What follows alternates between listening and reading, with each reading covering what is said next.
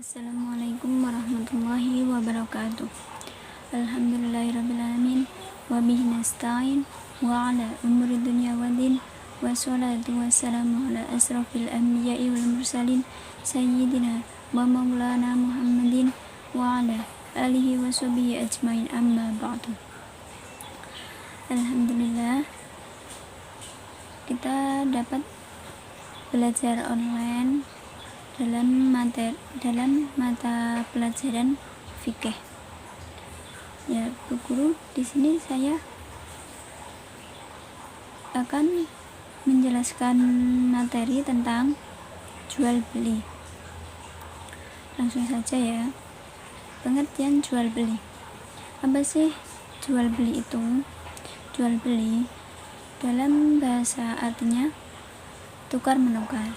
Secara mutlak yaitu tukar menukar sesuatu dengan sesuatu, dan secara istilah yaitu pertukaran harta dengan harta yang disertai dengan ijab qabul.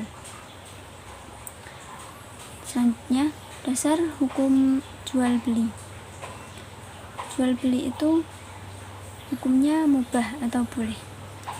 Dasar hukumnya dalam Al-Quran surat Al-Baqarah ayat 275 yang berbunyi, A'udzubillahi minasyaitonirrajim, Bismillahirrahmanirrahim, wa ahallallahu al-bai'a wa harramar riba, yang artinya Allah telah menghalalkan jual beli dan mengharamkan riba. Yang selanjutnya, jual beli itu ada rukunnya dan ada syaratnya. Nah, sekarang kita membahas rukun dulu. Apa sih itu rukun jual beli? Yang pertama, rukunnya adalah penjual dan pembeli atau aqidain. Yang kedua, barang yang diperjualbelikan atau ma'qud alaih. Yang ketiga, alat nilai tukar pengganti barang. Yang keempat, ucapan serah terima antara penjual dan pembeli atau disebut ijab qabul. Selanjutnya yaitu syarat jual beli. Setiap rukun jual beli itu harus memenuhi syarat. Nah, syarat yang pertama yaitu syarat penjual dan pembeli. Yang pertama, kedua belah pihak itu harus baligh. Maksudnya, baik penjual atau pembeli itu sudah dewasa atau sudah berumur lah. Nah, yang kedua yaitu keduanya harus berakal sehat.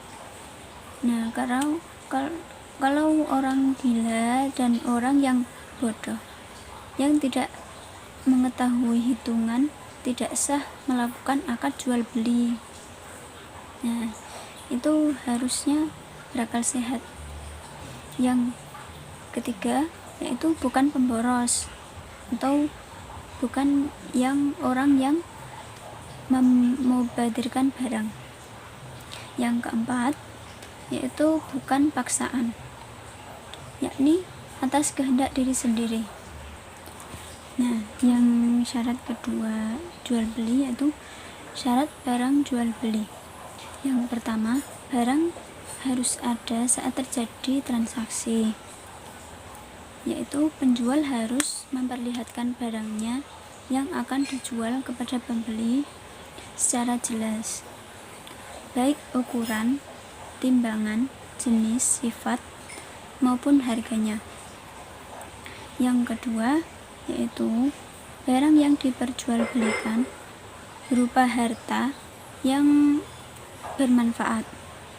Maksudnya, barang itu tidak membahayakan bagi orang yang pembeli. Contohnya, kita lapar, terus kita membeli roti. Nah, itu kan bermanfaat bagi kita, kan bisa kenyang. Yang ketiga yaitu barang itu suci. Jual beli bangkai, kotoran, barang yang menjijikan dan sejenisnya tidak sah untuk diperjualbelikan dan hukumnya haram. Yang keempat, milik penjual. Maksudnya gini, contohnya kita semisal menyewa mobil. Nah, itu kan tidak sah untuk diperjualbelikan karena tidak milik sendiri. Yang kelima, barang yang dijual dapat dikuasai oleh pembeli. Selanjutnya, syarat yang selanjutnya yaitu alat untuk tukar menukar barang. Yang pertama, harga harus disepakati kedua belah pihak dan disepakati jumlahnya. Yang kedua, nilai kesepakatan itu dapat diserahkan langsung pada waktu transaksi jual beli.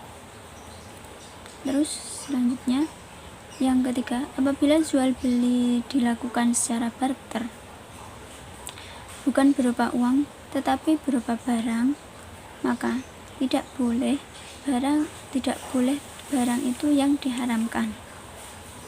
Yang selanjutnya, ijab dan qabul. Ijab qabul dapat dilakukan dengan kata-kata, penyerahan dan penerimaan, atau dapat juga berbentuk tulisan seperti kuitansi atau nota. Nah, yang terakhir, macam-macam jual beli.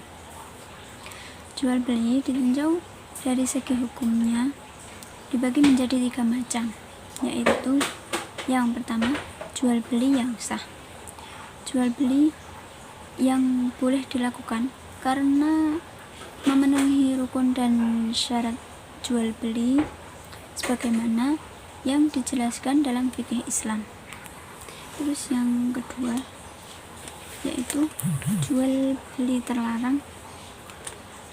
Jual beli terlarang itu artinya jual beli yang tidak memenuhi rukun dan syarat jual beli. Bentuk jual beli yang terlarang antara lain, yang pertama, jual beli sistem ijon. Maksudnya yaitu jual beli hasil tanaman yang masih belum nyata buahnya ataupun belum ada isinya. Misalnya jual beli padi yang masih muda. Terus jual beli buah-buahan yang masih berwujud bunga ataupun masih sangat muda sekali. Terus selanjutnya, jual beli barang haram. Jual beli ini hukumnya tidak sah serta haram hukumnya, seperti jual beli minuman keras atau khamar, bangkai, darah, dan lain-lain.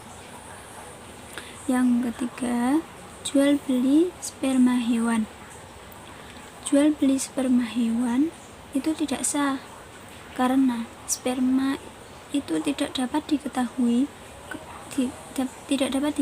kadarnya dan tidak dapat diterima wujudnya.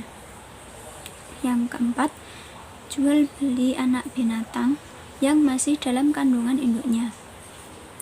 Hal ini dilarang karena belum jelas kemungkinannya ketika lahir, hidup atau mati.